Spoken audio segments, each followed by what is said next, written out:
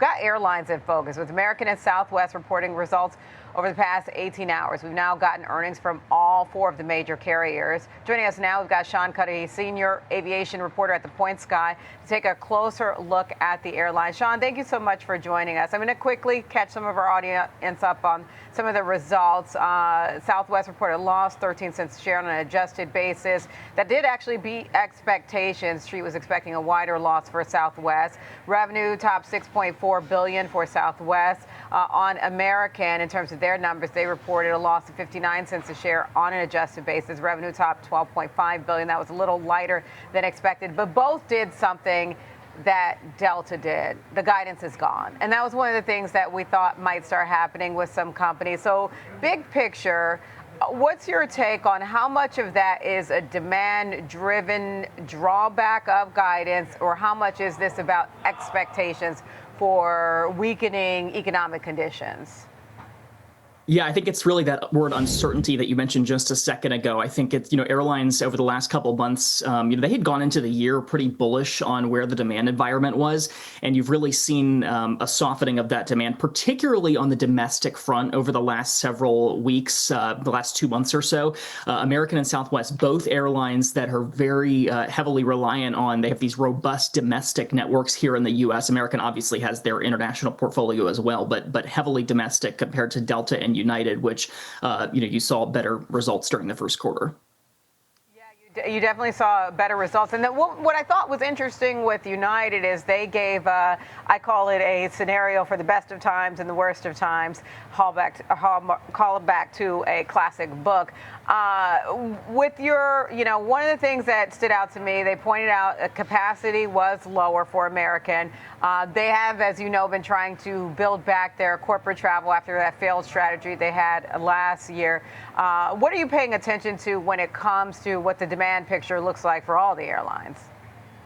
I think it's really going to be, telling what happens over the next couple months here. The second quarter is so critical for airlines. Obviously, you've got a large portion of the peak summer travel season, actually even more than it was just a few years ago. Airlines over the last few years have pointed out that peak summer demand period has kind of shifted more into the second quarter.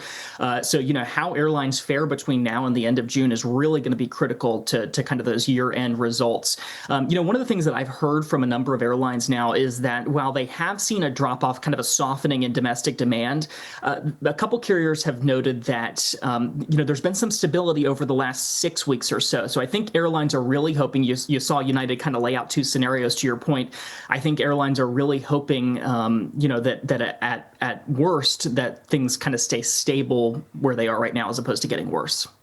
And then at worst, stay stable. One of the things that we're noticing is that the airlines are pulling back on, the capacity. In other words, like less planes, fewer planes. So that's one way to address especially weakening macro conditions. Do you expect to see more of that or price increases for flyers?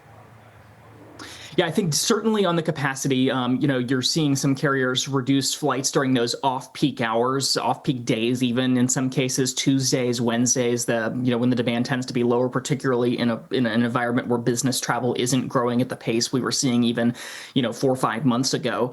And I think that, you could certainly see airlines pulling some routes. You could see kind of frequencies on some routes. So, I think that's something worth watching here over the next few months. And as far as, fares, there's a number of factors that play into that. Fuel, if fuel prices were to drop, that might not drive up fares in the same way that you might expect with lower capacity. But, I think it's, that uncertainty, we keep coming back to that word, but I think that is really the reality that we're in right now. And then let's talk about a little bit about Southwest Airlines in particular. They walked back that really, that policy that customers love, the bags fly free. Soon that officially comes to an end. What's the implications of that shift? From what Southwest is saying, the airline says they have not yet seen true book away, so to speak, from that. They haven't seen customers go and choose other airlines. Obviously that policy hasn't taken effect yet. That's going to happen in just over a month from now. And it really is a seismic shift. If you go back even to last fall, Southwest executives were citing that as essentially the number 3 reason that customers choose to fly Southwest behind the price they pay and the route and schedule that's available. So that's going to be it's a seismic shift for Southwest. And don't forget, between now and the start of next year, you've got the end to that open seating policy that is really also kind of synonymous with Southwest. So huge changes in the works at the airline, and seems safe to say they're not done with changes here over the next few months as well.